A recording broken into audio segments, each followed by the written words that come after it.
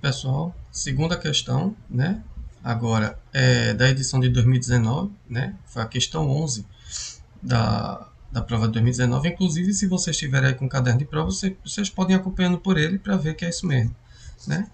O caderno de prova eu fiz, né? Começando da última prova, né? Que foi de 2022, indo até a última de 2016. Então, todas essas questões, obviamente, estão lá, né? Eu estou extraindo essas questões que eu estou resolvendo de lá do caderno de provas, tá bom? Então vamos ler o enunciado. Aqui é um enunciado muito mais sucinto, né, mais objetivo. Um corpo de 4 quilos descreve uma trajetória retilínea que obedece à seguinte função horária. X é igual a 2 mais 2t mais 4t elevado ao quadrado. Esse t é de tempo, tá? Em que x é medido em metros e t em segundos, né? É a função horária do movimento, né? Ou seja, do deslocamento, da posição desse objeto aqui, ó, né? Que nesse caso é esse caixote aí que o capa do desenho está empurrando, né?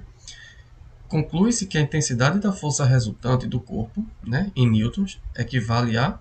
E aí, basicamente, é uma questão muito objetiva. Quer saber qual é a intensidade da força resultante que está agindo sobre o caixote, né, que no caso está sendo aplicada pelo rapaz do desenho, né, que está empurrando horizontalmente esse caixote. Pessoal, eu vou explicar uma coisa inédita a vocês, isso ainda não foi dado em aula, e talvez eu não dê. Eu estou dando como uma forma de bizu, né, de atalho, para vocês conseguirem resolver esse tipo de questão na Olimpíada. Porque a explicação disso sucinta uma demonstração conceitual muito grande e muito complexa para vocês nesse momento, que eu não vou fazer.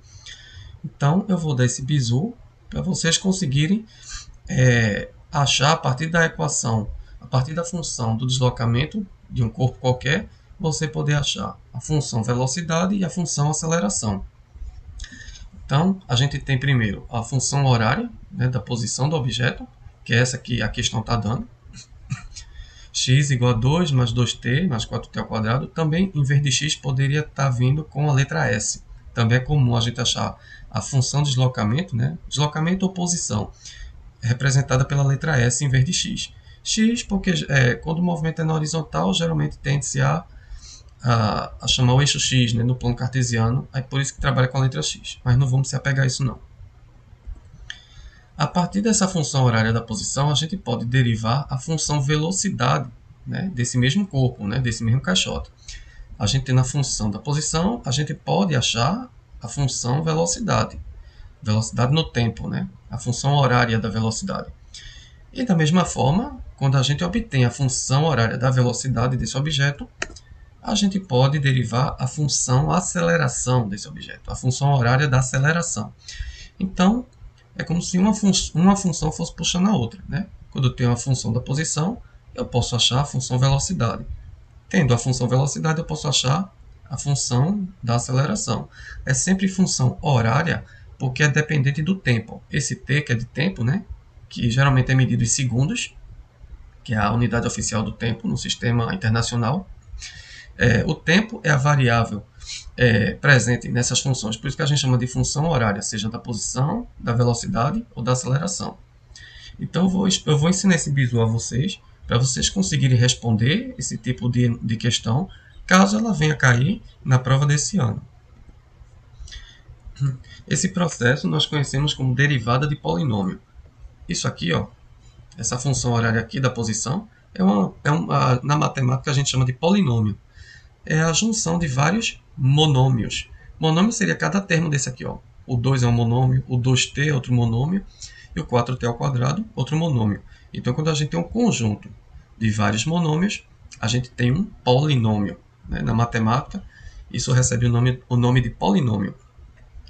Então, o que a gente vai fazer é uma derivada de polinômio para achar as outras duas funções.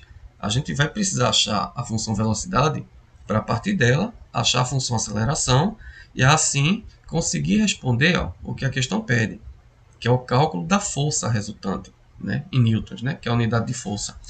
A gente vai precisar do valor da aceleração, porque a gente vai utilizar aquela segunda lei de Newton, que é massa, né, é força resultante igual a massa vezes aceleração. Então, por isso que a gente vai fazer esse caminho aqui para chegar na aceleração. Então, reparei que a gente tem a função horária, né, da posição ou do deslocamento. Foi dada pelo enunciado da questão. Eu acrescentei um 1, né, no expoente aqui desse primeiro t, em vermelho, porque, como eu falei na outra questão, quando a variável ou o número não tem expoente, a gente subentende que o 1, né, ele está oculto, né? O expoente é o 1. Então eu estou colocando aqui sempre para vocês perceberem isso, né, internalizar. Todo número que não tiver expoente, o expoente dele é 1. O que a gente vai fazer é o seguinte: para derivar, para eu sair da função posição e chegar na função velocidade, né, encontrar essa função velocidade, o valor que está livre da variável t, ou seja, que não contém o t junto com ele, a gente vai zerar. Ou seja, eu vou multiplicá-lo por zero, lembrando que isso é um bizu. Aqui no vídeo eu não vou fazer nenhuma demonstração do porquê a gente faz isso, porque senão a gente levaria muito tempo e seria uma explicação muito complexa. Então eu estou indo direto para o que interessa, que é a aplicação. Então, sempre o valor que está independente do t, ou seja, que não tem a variável t colada nele, a gente vai zerar, né? Como se eu estivesse multiplicando por zero para zerar e sumir com esse valor, que é independente.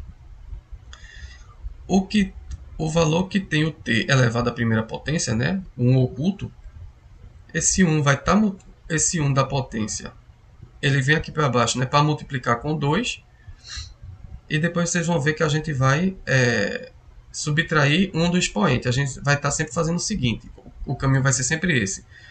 O valor do expoente vai descer e a gente vai subtrair um desse expoente, né? Ou seja, vai retirar um, vai fazer menos 1. Então, eu desci com 1, logo mais vocês vão ver que eu vou subtrair esse 1 aqui.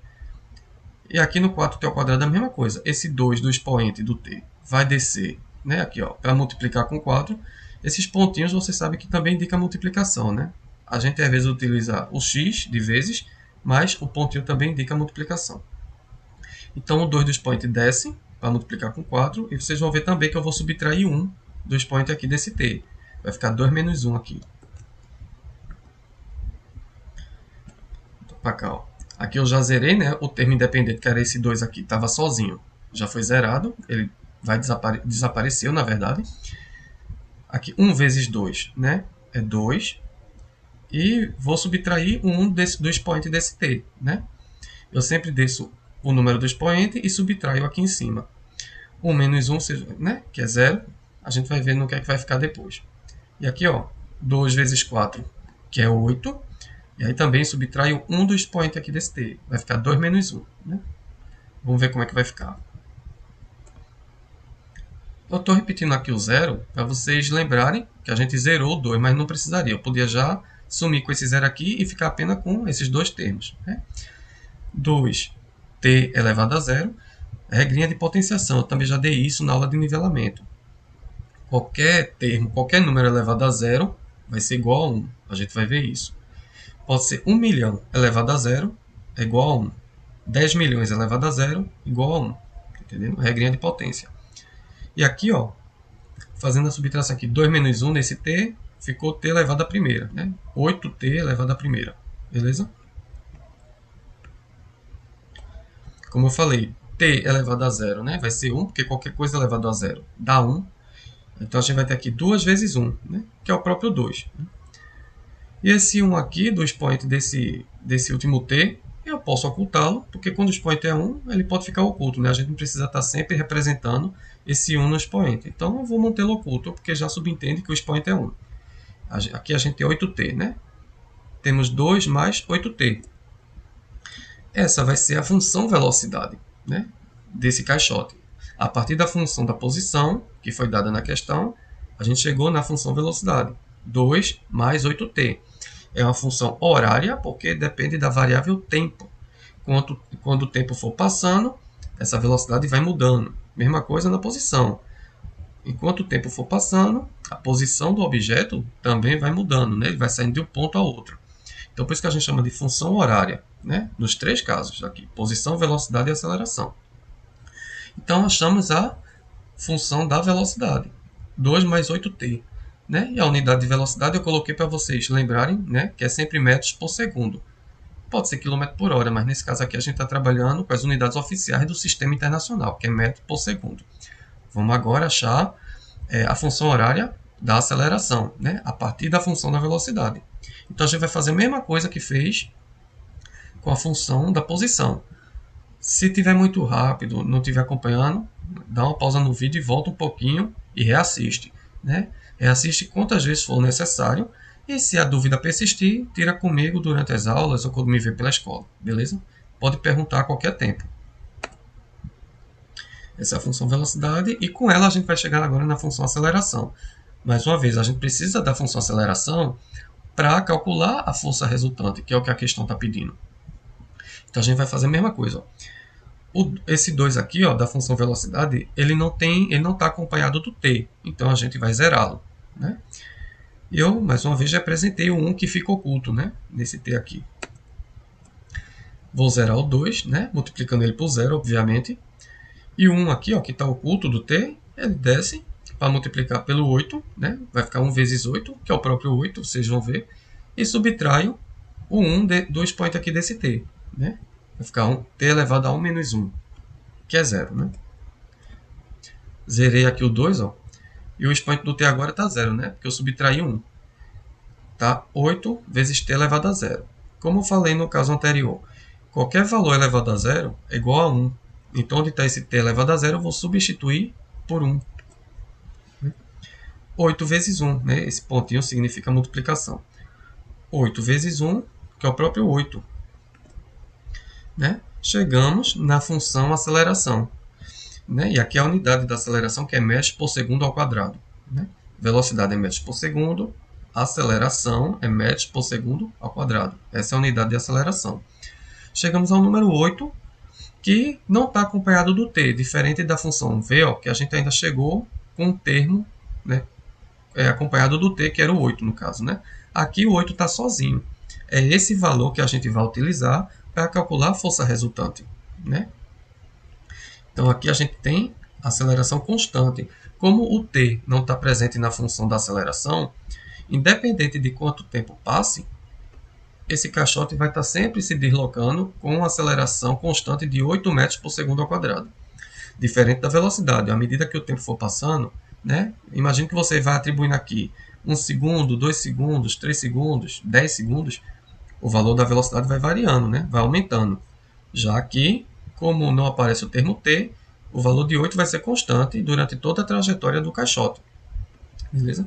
E agora, com esse valor constante de aceleração, a gente pode ir para a segunda lei de Newton, né? Que é a fórmula da força resultante igual a massa vezes a aceleração.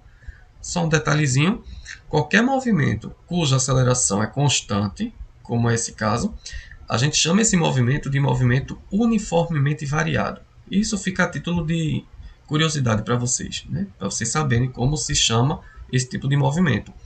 Movimento uniformemente variado é aquele que a velocidade varia, porém a aceleração permanece constante. Né? A aceleração não vai variar com o tempo. Então recebe esse nome aqui. Abreviando a gente chama de move. Né? É até mais fácil de lembrar. Então, vamos olhar para o desenho aqui. Também a título de informação, só de curiosidade. Vocês não vão precisar nesse momento para resolver a questão. Mas, quando a gente tem o caixote se deslocando horizontalmente, né, a impressão que dá é que não tem nenhuma força na vertical agindo sobre o caixote. Só que na verdade tem, mas elas se cancelam. Né? Uma cancela a outra. A gente tem a força peso, né, que é exercida pela atração da gravidade, né, pela força gravitacional, apontando sempre para baixo, em direção à Terra. E vai ter a força normal, que é a força que aparece quando o objeto está em contato com alguma superfície, né? Que nesse caso é o próprio chão. Então, qualquer que seja a superfície, houve contato do objeto com a superfície, vai ter uma força normal apontando, nesse caso aqui, para cima, perpendicular, né, ao objeto, ou seja, formando 90 graus, né, com o plano do chão. Então, a gente tem força normal apontando para cima, força peso apontando para baixo. Como o caixote não tem movimento na vertical, o movimento dele de deslocamento vai ser apenas na horizontal. Essas duas forças na verticais, a gente entende que elas estão se cancelando. A força peso está cancelando a força normal, ou vice-versa. Né? Por isso que não está tendo movimento na direção vertical. O caixote vai se deslocar só horizontalmente. E aí o que a questão quer é que a gente descubra essa força resultante na horizontal, né? Que está fazendo com que o objeto se desloque. A questão já nos deu a informação de que o corpo tem massa igual a 4 kg, né? Essa é a massa do corpo, é o M, né? Da segunda lei de Newton. Massa vezes aceleração. Esse dado a gente tem. O valor da aceleração a gente descobriu aqui, né? Que é o valor constante de 8 metros por segundo ao quadrado. Pela segunda lei de Newton, a gente tem força resultante igual a massa do corpo, né? Do caixote, vezes aceleração. Substituindo os valores na fórmula, a gente tem. Onde está o M, eu coloco 4, né? Que é o valor da massa. E onde está o A de aceleração, eu coloco 8. Né? Foi o valor que a gente encontrou. Fazendo a multiplicação 4 vezes 8, quanto é que dá? Dá um tempinho para vocês responderem aí. Mentira, deixa eu passar. A gente encontra um valor de 32 newtons, né? 4 vezes 8 é 32. Você vai contando, não pode contar no dedo mesmo. 8, 16, 24, 32, né? É o 8 somado, né? Contado 4 vezes. Então a gente tem um valor de 32 newtons. Essa é a resposta que a questão está pedindo. Letra D, né? O valor da força resultante, né, que o caixote está sofrendo aqui, né, quando se desloca na horizontal, é de 32 newtons. Beleza? Por isso que a gente teve que achar a função aceleração, né, para aplicar na segunda lei de Newton e achar o valor da força resultante.